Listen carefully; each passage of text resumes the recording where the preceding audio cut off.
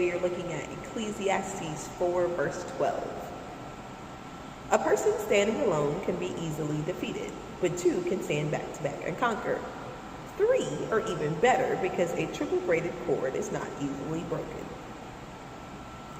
I just recently started a nonprofit, and the first thing you have to do, no matter where you are or what you want to do, is you have to have a board of directors.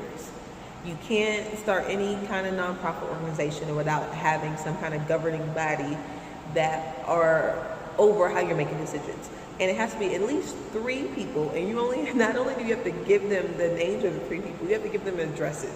Proof that there's 3 people that are making decisions about what you're going to do next. I think that's actually something that God actually ordains in our lives. In Psalm 133, he promises that where there is unity, there is blessing. Basically, where there are people that are fighting for each other, God says, I'm going to come through for you every time. That's something that he calls awesome, something he calls blessed, is community. We are just better together, and it is seen over and over and over and over and over and over again in the Bible. But on top of that, I think there's community also brings wisdom into our life. We need people in our lives who are going to go, you are doing a great job, you are killing it, you are awesome and amazing, and they just continue to give you courage and strength to take that next step. You also need people in your life who are going to go, ooh, that's probably not the best call. We need community, and then we need the people who are going to give us wise counsel going forward. But that's actually kind of the key. It's the wise counsel part. So it's not just people who are going to tell you what you want to hear. You need somebody who's going to tell you what God's word says.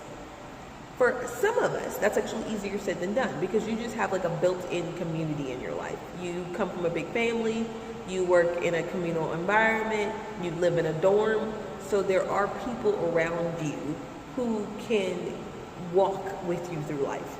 For some of us, it's a little bit harder because you work from home, you're self-employed, you are an only child, you travel, and so your life just lends itself to a little bit more solitude. And so then you actually have to become more intentional about making sure that community is a part of your world. One of the things we need to look for and be intentional about that board of directors that's governing our lives is who's on that board. We all need people in our lives who are a little bit farther down the road than you are. If you are a newlywed couple, you need people who've been married about 5 years. If you need somebody who's been married about 5 years, you need somebody who's been married about 15 years. If you're doing a startup company, you need somebody who's running a company that they started. We need people who walk this thing out before us, trusting in God, listening to his word. They've seen the ups and downs. They know what directions work and which don't do so awesome. And we need those people to be able to have that board of director status in our life. Now, there's 2 things I think that are kind of hard for us to do when it comes to defining who that board is. One, it might be that we don't really give them free rein. Meaning we go, hey, yeah, no, totally. Like, if you see me messing up, like, tell me. But we don't really mean it. So then it's kind of that awkward moment where they're looking at you going, oh, I don't know about that, but they don't really know if they tell you, are you going to listen? Can you receive it?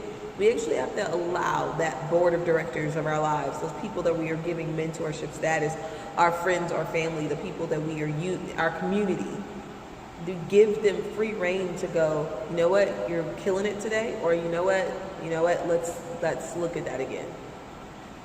We also might have to be very intentional about who we put on there, and that might mean we have to step out of our comfort zone.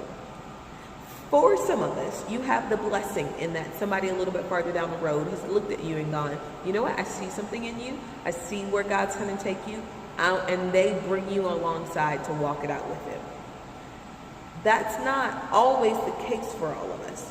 For some of us, you might actually have to walk up to someone that you kind of see is going in a direction that you want to go and go, would it be okay if I bought you a cup of coffee and asked you a couple questions? I noticed you had a meeting coming up on such and such and such. Do you mind if I actually sit in it? You might actually have to take a step out of your comfort zone to get somebody on board, on that board of directors in your life, or in order to get you to those dreams, that place that God is calling you to. So, who's on your board of directors? Love you.